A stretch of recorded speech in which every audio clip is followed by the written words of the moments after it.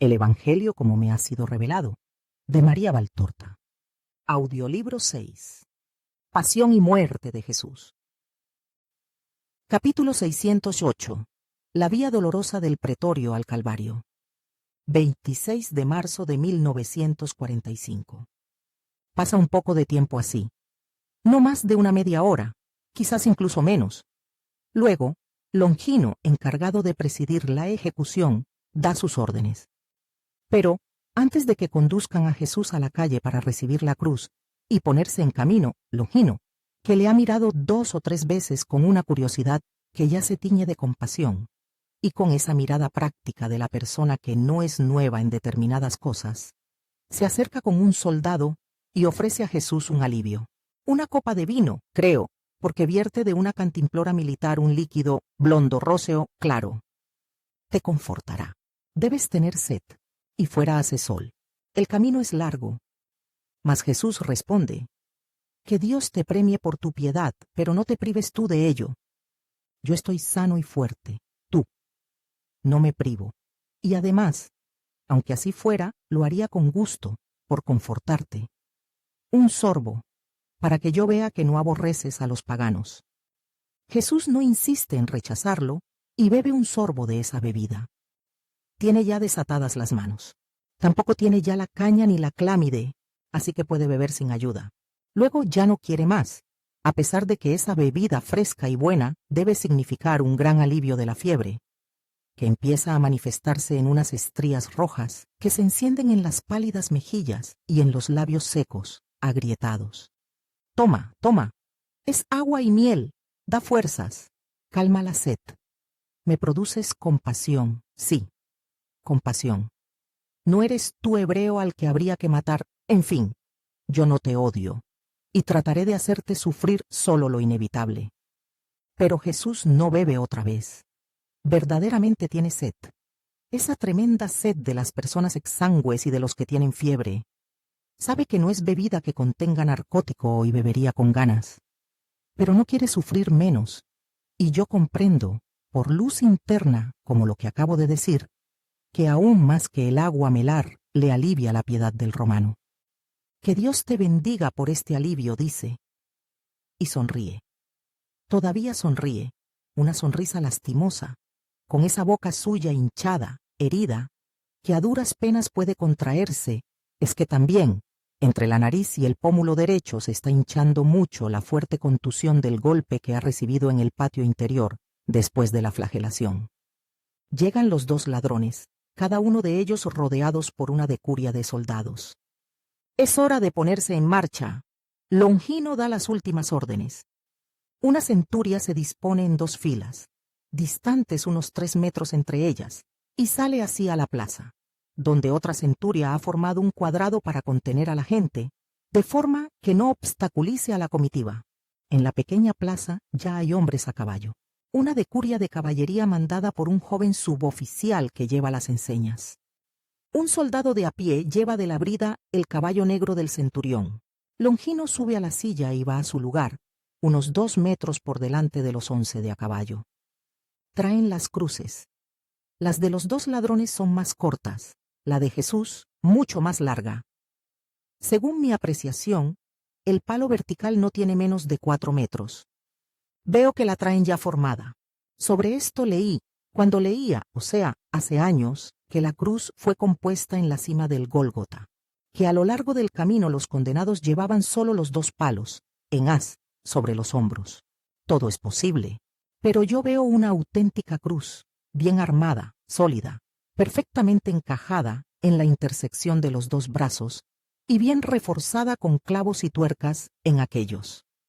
Efectivamente, si pensamos que estaba destinada a sostener un peso considerable, como es el cuerpo de un adulto, incluso en las convulsiones finales, también de considerable fuerza, se comprende que no podían improvisarla en la estrecha e incómoda cima del Calvario.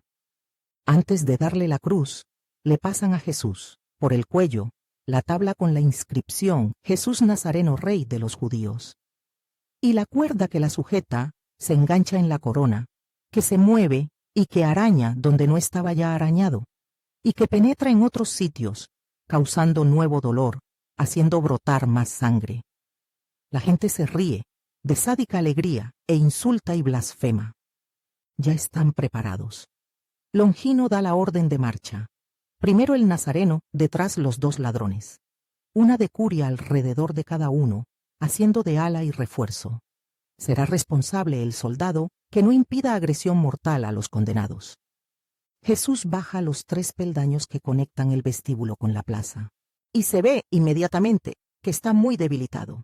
Se tambalea al bajar los 3 peldaños, estorbado por la cruz, que calca en el hombro, llagado del todo, estorbado por la tabla de la inscripción, que oscila delante y va cerrando en el cuello, estorbado por los vaivenes imprimidos al cuerpo, por el largo palo de la cruz, que bota en los peldaños y en las escabrosidades del suelo. Los judíos se ríen viéndole tambalearse como si estuviera borracho, y gritan a los soldados: «Empujadle, para que se caiga. Que muerda el polvo el blasfemo». Pero los soldados se limitan a cumplir con su deber, o sea, ordenan al condenado que se ponga en el centro de la calle y camine. Longino aguija al caballo y la comitiva empieza a moverse con lentitud. Longino quisiera acortar tomando el camino más breve para ir al Gólgota, porque no está seguro de la resistencia del condenado. Pero esta gentuza furiosa, y llamarlos gentuza es incluso honroso, no quiere que se haga así. Los más zorros ya se han apresurado a adelantarse, hasta la bifurcación de la calle. Una parte va hacia las murallas, la otra hacia la ciudad, y se amotinan y gritan cuando ven que Longino trata de tomar la de las murallas. No te está permitido. No te está permitido. Es ilegal. La ley dice que los condenados deben ser vistos desde la ciudad donde pecaron. Los judíos que van en la cola de la comitiva se percatan de que delante se intenta privarlos de un derecho, y unen sus gritos a los de sus compinches. Intentando calmar los ánimos, Longino tuerce por la vía que va hacia la ciudad, y recorre un trecho de aquella. Pero hace señas a un decurión de que se acerque, digo decurión porque es el suboficial, pero quizás es, diríamos nosotros, su oficial de ordenanza, y le dice algo reservadamente. Este vuelve hacia atrás al trote, y a medida que va llegando a la altura de cada uno de los jefes de decuria, transmite la orden. Luego vuelve donde Longino para informar de que la orden está cumplida. Acto seguido, se pone en el sitio en que estaba, en la fila, detrás de Longino. Jesús camina jadeante. Cada bache del camino es una insidia para su pie incierto, una tortura para su espalda lacerada, para su cabeza coronada de espinas y herida por un sol cenital exageradamente caliente, que de vez en cuando se esconde tras un entrecielo plúmbeo de nubes, pero que, aun oculto, no deja de abrasar. Está congestionado por la fatiga, la fiebre y el calor. Pienso que también la luz y los gritos deben torturarle, y si bien no puede taparse los oídos para no oír esos gritos descompuestos, sí que cierra los ojos para no ver la vía deslumbradora de sol. Pero se ve obligado a abrirlos, porque tropieza en piedras y pisa en baches, y cada tropezón es causa de dolor porque mueve bruscamente la cruz, que choca con la corona, que se descoloca en el hombro llagado y extiende la llaga y hace aumentar el dolor. Los judíos ya no pueden golpearle directamente, pero todavía le alcanza alguna piedra y algún golpe con algún palo. Lo primero, en las plazas llenas de gente. Lo segundo, en las vueltas, por las callejuelas hechas de escalones que suben y bajan, hora 1, hora 3, hora más. Por los continuos desniveles de la ciudad. En esos lugares la comitiva, por fuerza, aminora el paso, y siempre hay alguno dispuesto a desafiar a las lanzas romanas con tal de dar un nuevo retoque a esa obra maestra de tortura que ya es Jesús. Los soldados como pueden le defienden, pero incluso al querer defenderle le golpean, porque las largas astas de las lanzas, blandidas en tan poco espacio, le golpean y le hacen tropezar. Pero, llegados a un determinado lugar, los soldados hacen una maniobra impecable, y a pesar de los gritos y las amenazas, la comitiva tuerce bruscamente por una calle que va directamente hacia las murallas, cuesta abajo, una calle que acorta mucho el camino hacia el lugar del suplicio. Jesús jadea cada vez más. El sudor surca su rostro, junto con la sangre que resuma de las heridas de la corona de espinas. El polvo se adhiere a este rostro húmedo, poniéndole extrañas manchas. Y es que ahora también hace viento, sucesión de ráfagas separadas por largos intervalos en que se deposita el polvo, introduciéndose en los ojos y en las gargantas, que la racha ha levantado formando torbellinos cargados de detritos. Junto a la puerta judicial está ya apiñada una multitud. Son los que han tenido la previsión de buscarse con tiempo un buen sitio para ver. Pero, poco antes de llegar a ella, Jesús ya da señales de no tenerse en pie. Solo la rápida intervención de un soldado, contra el que Jesús casi se derrumba, impide que vaya al suelo. La chusma se ríe y grita. «Déjale», decía a todos. «Levántate». Pues que ahora se levante él. Al otro lado de la puerta hay un pequeño torrente y un puentecito. Nuevo esfuerzo para Jesús el pasar por esas tablas separadas en que rebota aún más fuertemente el largo palo de la cruz. Y nueva mina de proyectiles para los judíos. Vuelan piedras del torrente que golpean al pobre mártir. Empieza la subida del Calvario. Es un camino desnudo que acomete directamente la subida, pavimentado con piedras no unidas, sin un hilo de sombra. Respecto a este punto, cuando leía también leí que el Calvario tenía pocos metros de altura. Bueno, pues será así. Ciertamente no es una montaña, pero una colina, sí. En cualquier caso no es más bajo que, respecto a los Lungarni, el monte donde está la Basílica de San Miniato, en Florencia. Alguno dirá, poca cosa. Sí, para uno sano y fuerte es poca cosa. Pero basta tener el corazón débil para sentir si es poca o mucha. Yo sé que, cuando se me enfermó el corazón, aunque todavía fuera en forma benigna, ya no podía subir aquella cuesta, sin sufrir mucho, y teniendo que pararme cada poco. Y no tenía ningún peso a la espalda. Y creo que Jesús, después de la flagelación y el sudor de sangre, debía tener el corazón muy mal. Y no tengo en cuenta más que estas dos cosas.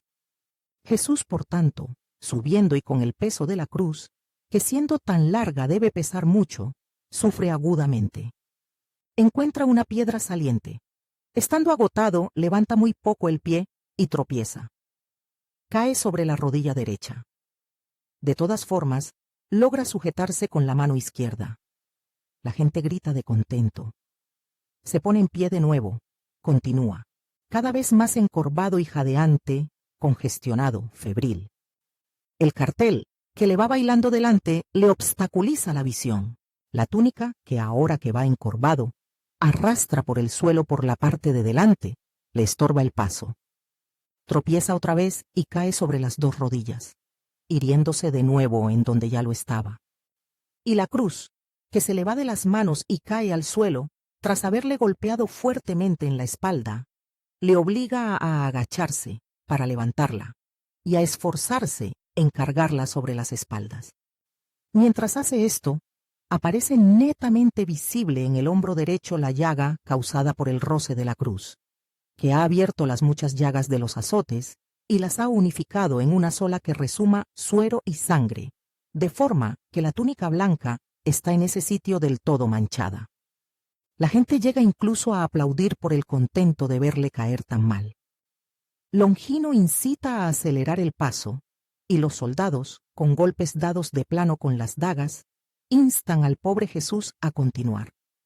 Se reanuda la marcha con una lentitud cada vez mayor, a pesar de todas las incitaciones. Jesús, disponiendo de todo el camino, se tambalea tanto que parece completamente ebrio. Va chocándose en las dos filas de soldados, ora contra una, ora contra otra. La gente ve esto y grita. Se le ha subido a la cabeza su doctrina. Mira, mira cómo se tambalea. Y otros, que no son pueblo, sino sacerdotes y escribas, dicen burlonamente, no, son los festines todavía humeantes en casa de Lázaro. Eran buenos, ahora come nuestra comida, y otras frases parecidas. Longino, que se vuelve de vez en cuando, siente compasión y ordena una parada de algunos minutos. La chusma le insulta tanto que el centurión ordena a los soldados la carga. La masa vil, ante las lanzas refulgentes y amenazadoras, se distancia gritando, bajando sin orden ni concierto por el monte. Es aquí donde vuelvo a ver, entre la poca gente que ha quedado, al grupito de los pastores, apareciendo tras unas ruinas, quizás de algún murete derrumbado. Desolados, desencajados los rostros, llenos de polvo del camino, lacerados sus vestidos, reclaman con la fuerza de sus miradas la atención de su maestro. Y él vuelve la cabeza, los ve, los mira fijamente como si fueran caras de ángeles. Parece calmar su sed y recuperar fuerzas con el llanto de ellos, y sonríe. Se da de nuevo la orden de ponerse en marcha y Jesús pasa justamente por delante de ellos, oyendo su llanto angustioso. Vuelve a duras penas la cabeza bajo el yugo de la cruz y vuelve a sonreír. Sus consuelos. 10 caras. Un alto bajo el sol de fuego. Y enseguida, el dolor de la tercera, completa caída. Esta vez no es que tropiece, sino que es que cae por repentino decaimiento de las fuerzas, por síncope. Cae a lo largo. Se golpea la cara contra las piedras desunidas. Permanece en el suelo, bajo la cruz, que se le cae encima. Los soldados tratan de levantarle, pero dado que parece muerto, van a informar al centurión. Mientras van y vuelven, Jesús vuelve en sí y lentamente, con la ayuda de 2 soldados, de los cuales uno levanta la cruz y el otro ayuda al condenado a ponerse en pie, se pone de nuevo en su lugar. Pero está totalmente agotado. Atentos a que muera en la cruz, grita la muchedumbre. Si se os muere antes, responderéis ante el procónsul. Tenedlo presente. El reo debe llegar vivo al suplicio, dicen los jefes de los escribas a los soldados. Estos, aunque por disciplina no hablan, los fulminan con furiosas miradas. Pero Longino tiene el mismo miedo que los judíos de que Cristo muera por el camino, y no quiere problemas. Sin necesidad de que nadie se lo recuerde, sabe cuál es su deber como comandante de la ejecución, y toma las medidas oportunas al respecto. Concretamente da la orden de tomar el camino más largo, que sube en espiral orillando el monte, y que por tanto tiene menos desnivel, desorientando a los judíos, los cuales ya se han adelantado presurosos por el camino, al que han llegado desde todas las partes del monte, sudando, arañándose al pasar junto a los escasos y espinosos matorrales de este monte yermo y requemado, cayendo en los montones de escombros, como si fuera para Jerusalén una escombrera, sin sentir dolor alguno, sino el de perderse un jadeo del mártir, una mirada suya de dolor, un gesto aún involuntario de sufrimiento, sin sentir temor alguno, sino el de no conseguir un buen sitio.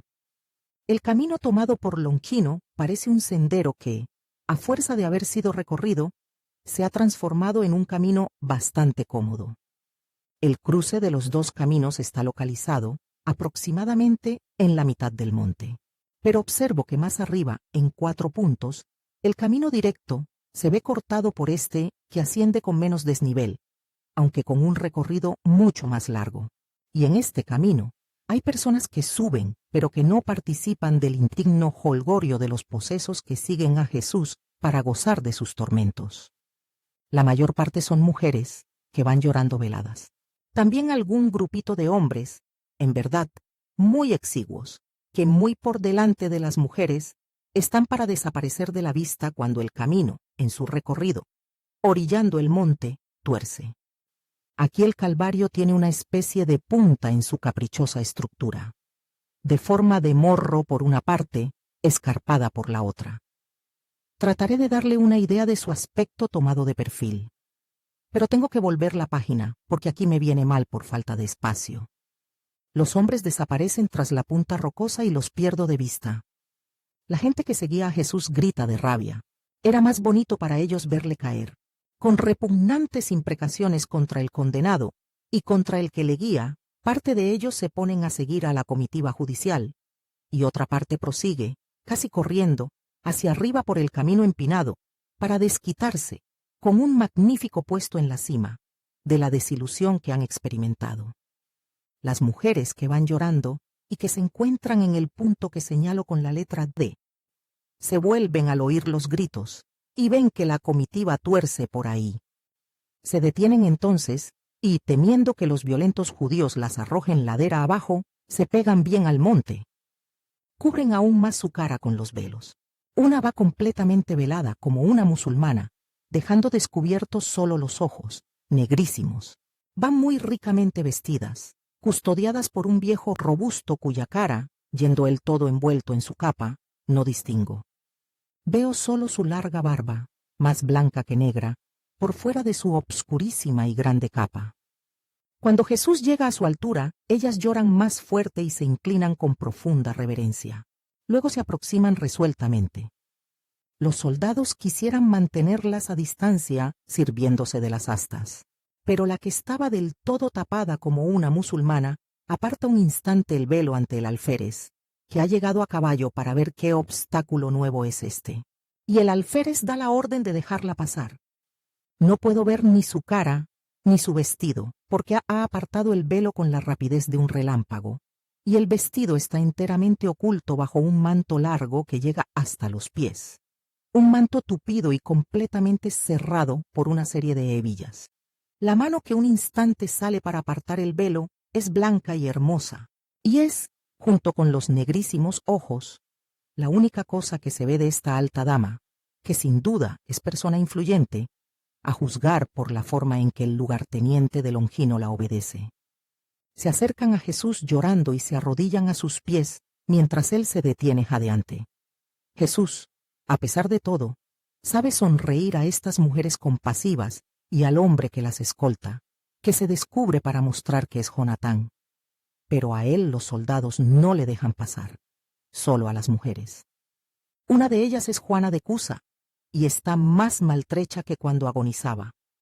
De rojo presenta solo los surcos del llanto.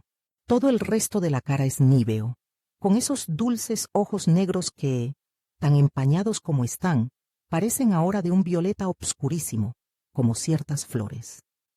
Tiene en su mano una ánfora de plata, y se la ofrece a Jesús, el cual no la acepta. Pero es que, además, su jadeo es tan fuerte que ni siquiera podría beber. Con la mano izquierda se seca el sudor y la sangre que le caen en los ojos, y que, deslizándose por las mejillas lívidas y por el cuello, cuyas venas están túrgidas con el afanoso palpitar del corazón, humedecen toda la pechera de la túnica. Otra mujer, a su lado tiene una joven sirviente, abre una arqueta que ésta lleva en los brazos y saca un lienzo finísimo, cuadrado, que le ofrece al Redentor. Jesús lo acepta, y dado que no puede por sí solo con una mano, esta mujer compasiva le ayuda a ponérselo en el rostro, con cuidado de no chocar en la corona. Y Jesús aplica el fresco lienzo a su pobre faz. Lo mantiene así como si en ello hallara un gran alivio. Luego devuelve el lienzo y habla. Gracias, Juana. Gracias, Nike. Sara. Marcela. Elisa. Lidia. Ana. Valeria. Y a ti. Pero no lloréis por mí, hijas de Jerusalén, sino por los pecados vuestros y de vuestra ciudad. Da gracias, Juana, por no tener ya hijos. Mira, es compasión de Dios, el no tener hijos, para que sufran por esto. Y también, tú, Isabel, mejor, ¿cómo sucedió? Que entre los deicidas. Y vosotras, madres, llorad por vuestros hijos, porque esta hora no pasará sin castigo. ¿Y qué castigo si esto es así para el inocente? Lloraréis entonces el haber concebido, amamantado y el tener todavía a los hijos. Las madres, en aquella hora, llorarán porque, en verdad os digo, que será dichoso el que en aquella hora caiga primero bajo los escombros. Os bendigo. Marchaos a casa. Orad por mí. Adiós, Jonatán. Llévatelas. Y en medio de un alto clamor de llanto femenino y de imprecaciones judías, Jesús reanuda su camino. Jesús está otra vez todo mojado de sudor. Sudan también los soldados y los otros dos condenados, porque el sol de este día borrascoso abrasa como el fuego, y la ladera ardiente del monte aumenta el calor solar. Fácil es imaginarse lo que significará este sol en la túnica de lana de Jesús, puesta sobre las heridas de los azotes, y horrorizarse. Pero no emite un solo quejido. Eso sí, a pesar de que el camino esté mucho menos empinado y no tenga esas piedras desunidas, tan peligrosas para sus pies, que en realidad ya solo se arrastran, se tambalea cada vez más, y otra vez vuelve a ir de una fila de soldados a la otra, chocándose y encorvándose cada vez más. Piensan que será una solución pasarle una cuerda por la cintura y tenerlo sujeto por los cabos como si fueran riendas. Sí, esto lo sostiene, pero no le alivia el peso. Es más, la cuerda, chocando en la cruz, hace que ésta se mueva continuamente en el hombro y que golpee en la corona, que verdaderamente ha hecho ya de la frente de Jesús un tatuaje sangrante. Además, la cuerda va rozando la cintura, donde hay muchas heridas, y ciertamente las abrirá de nuevo. Tanto es así que la túnica blanca se tiñe, en la zona de la cintura, de un rojo pálido. Por ayudarle le hacen sufrir más todavía. El camino prosigue, dobla la ladera del monte, vuelve casi al frente, hacia el camino escarpado. Aquí, en el sitio que señalo con la letra M, está María con Juan. Yo diría que Juan la ha llevado a ese lugar de sombra, detrás de la escarpa del monte, para procurarle un poco de alivio. Es la parte más abrupta, solo orillada por ese camino. Hacia arriba y hacia abajo, la ladera, sea hacia arriba, sea hacia abajo, tiene áspero declive, de forma que, por este motivo, los crueles judíos la han descartado. Allí hay sombra, porque yo diría que es la parte septentrional. Y María, estando pegada al monte, se ve al amparo del sol. Está apoyada en la ladera térrea, de pie, pero ya exhausta. Jadea también ella, pálida como una muerta, con su vestido azul obscurísimo, casi negro. Juan la mira con una piedad desolada. También él ha perdido todo rastro de color y está térreo. Sus ojos cansados y abiertísimos, despeinado, ahondados los carrillos, como por enfermedad. Las otras mujeres, María y Marta de Lázaro, María de Alfeo y de Zebedeo, Susana de Caná, la dueña de la casa, y otras que no conozco, están en medio del camino y observan si viene el Salvador. Y, cuando ven que llega Longino, se acercan a María para avisarla. Entonces María, sujetada de un codo por Juan, majestuosa en medio de su dolor, se separa de la pared del monte y se pone resueltamente en medio del camino, apartándose solo cuando llega Longino, quien desde su caballo negro mira a esta pálida mujer y a su acompañante rubio, pálido, de mansos ojos de cielo como ella. Y Longino menea la cabeza mientras la sobrepasa, seguido por los 11 que van a caballo. María trata de pasar por entre los soldados de a pie, pero estos, que tienen calor y prisa, tratan de rechazarla con las lanzas. Y mucho más, si se considera que desde el camino solado vuelan piedras como protesta contra tantos gestos de compasión. Son los judíos, que siguen imprecando por la pausa causada por las pías mujeres. Dicen, rápido, mañana es Pascua. Hay que acabar todo esto antes de que anochezca. Cómplices, burladores de nuestra ley, opresores, muerte a los invasores y a su Cristo. Le quieren, fijaos cómo le quieren. Pues lleváoslo, metedle en vuestra maldita urbe. Os lo cedemos. Nosotros no queremos tenerle.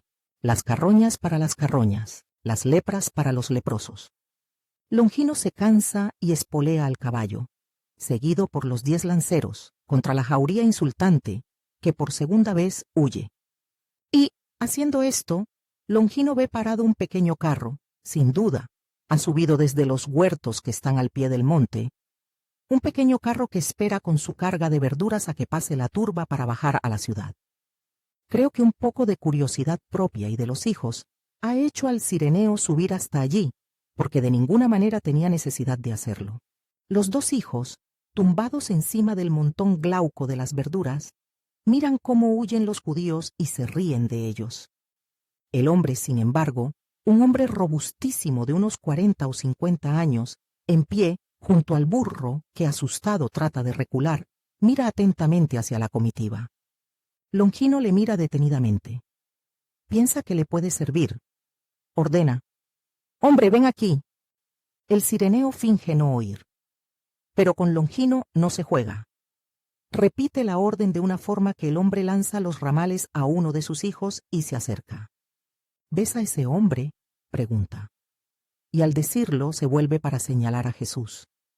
Y en esto ve a María, suplicando a los soldados que la dejen pasar.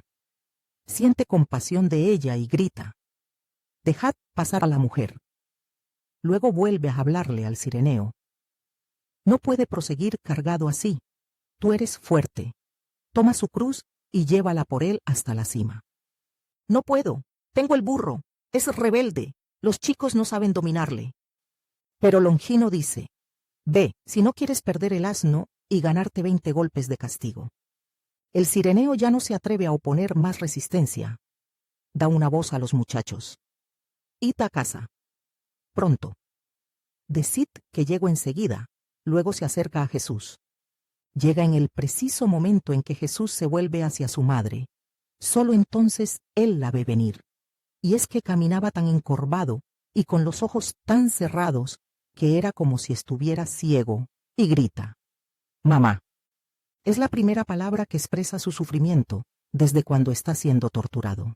Y es que en ese grito se contiene la confesión de todo su tremendo dolor, de cada uno de sus dolores, de espíritu, de su parte moral, de su carne.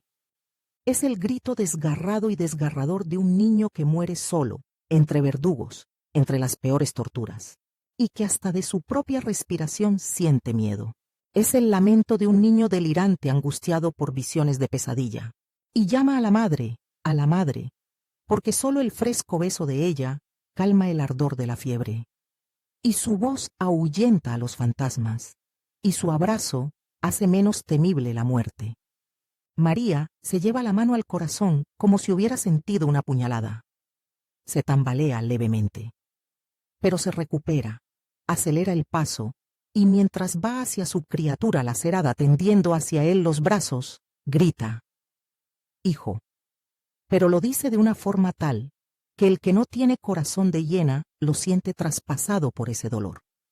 Veo que incluso entre los romanos, y son hombres de armas, no noveles en materia de muertes, marcados por cicatrices, hay un impulso de piedad. Y es que la palabra mamá y la palabra hijo conservan siempre su valor, y lo conservan para todos aquellos que, lo repito, no son peores que las hienas, y son pronunciadas y comprendidas en todas partes, y en todas partes provocan olas de piedad. El cireneo siente esta piedad, y dado que ve que María no puede, a causa de la cruz, abrazar a su hijo, y que después de haber tendido los brazos los deja caer de nuevo convencida de no poder hacerlo, y se limita a mirarle, queriendo expresar una sonrisa que es martirial, para infundirle ánimo, mientras sus temblorosos labios beben el llanto. Y él, torciendo la cabeza bajo el yugo de la cruz, trata, a su vez, de sonreírle y de enviarle un beso con los pobres labios heridos y abiertos por los golpes y la fiebre, pues se apresura a quitar la cruz, y lo hace con delicadeza de padre, para no chocar con la corona o rozar las llagas. Pero María no puede besar a su criatura. Hasta el más leve toque sería una tortura en esa carne lacerada. María se abstiene de hacerlo, y, además, los sentimientos más santos tienen un pudor profundo, requieren respeto o, al menos, compasión, mientras que aquí lo que hay es curiosidad, y sobre todo, escarnio. Se besan solo las dos almas angustiadas. La comitiva, que se pone de nuevo en marcha movida por las ondas del gentío furibundo que desde atrás empuja, los separa, y aparta a la madre, blanco de las burlas de todo un pueblo, contra la pared del monte. Ahora, detrás de Jesús, va el cireneo con la cruz. Jesús, libre de ese peso, prosigue mejor. Jadea fuertemente. Se lleva frecuentemente la mano al corazón, como sintiendo un gran dolor, como si tuviera ahí una herida, en la región esternocardíaca. Y ahora, que puede hacerlo por no tener atadas las manos, se echa hacia atrás, hasta por detrás de las orejas, el pelo que le caía por delante, empapado de sangre y sudor, para sentir aire en su cara cianótica, y se desata el cordón del cuello por la dificultad de respiración. Pero puede andar mejor. María se ha retirado con las mujeres. Se pone al final de la comitiva una vez que ésta ha pasado, y luego, por un atajo, se dirige hacia la cima del monte, desafiando las injurias de la chusma inhumana. Ahora que Jesús está libre, Recorren con bastante brevedad la última espira del monte. Ya están cercanos a la cima, toda llena de gentío vociferante. Longino se detiene y da la orden de que todos, implacablemente, sean apartados más hacia abajo, para que la cima, lugar de ejecución, esté libre. Y media centuria pone por obra la orden. Vienen al sitio y rechazan sin piedad a todos los que allí se encuentran, haciendo uso para ello de dagas y astas. Bajo la granizada de cimbronazos y palos, los judíos de la cima huyen. Intentan colocarse en la explanada que está más abajo, pero los que ya están en ella no ceden, siendo así que se encienden riñas furibundas entre la gente. Parecen todos locos.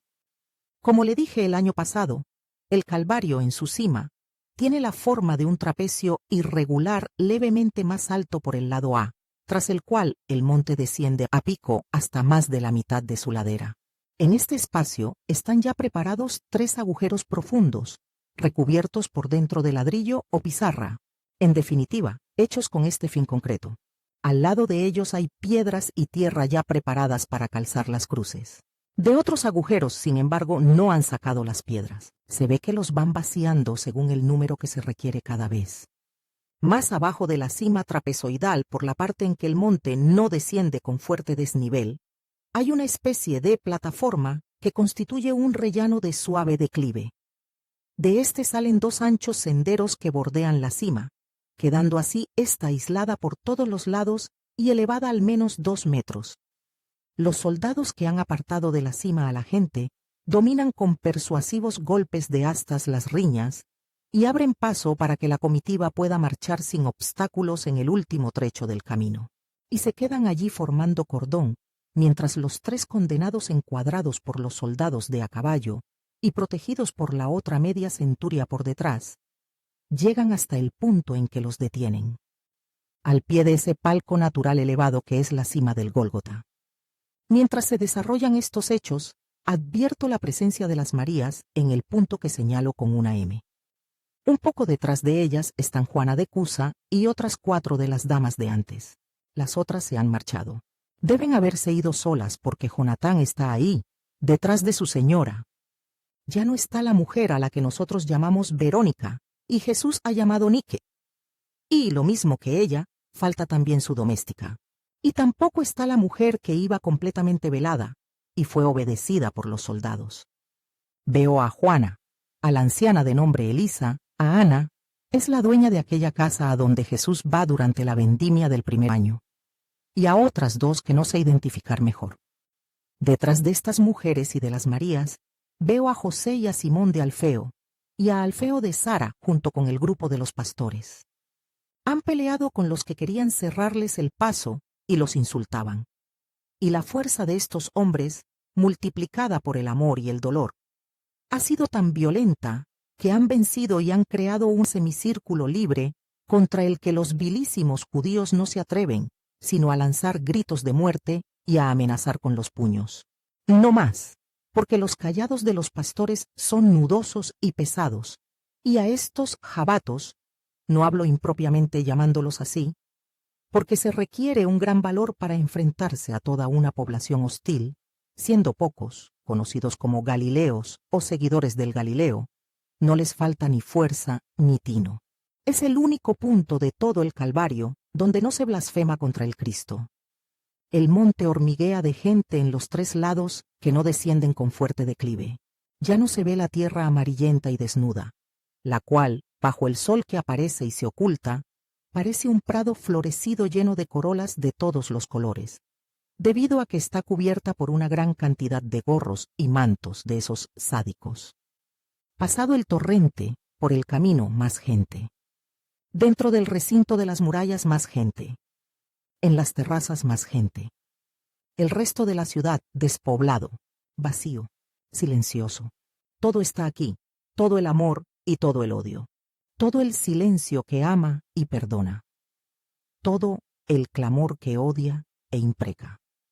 Mientras los hombres encargados de la ejecución preparan sus instrumentos y terminan de vaciar los agujeros, y mientras los condenados esperan en el centro de su cuadrado, los judíos, refugiados en el ángulo opuesto a las Marías, Insultan a éstas, y también a la madre.